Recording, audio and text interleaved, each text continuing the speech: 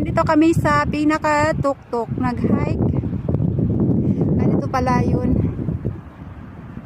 Kailangan mo mag-explore kasi may mga maganda kang na-discover gaya nito.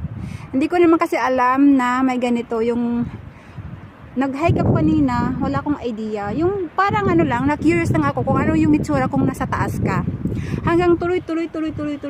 Wala, parang na ano, sanay nga ako sa bukid. Ayan, dito napunta sa pinakamagandang spot sa Toledo, Spain. Doon sa baba, doon din yung spot kung saan sila Daniel Daniel Padilla at saka si Andrea Berlantes nag-picture.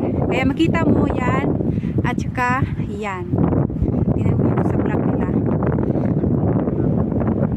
Hindi, si ano yun, Andrea Berlantes.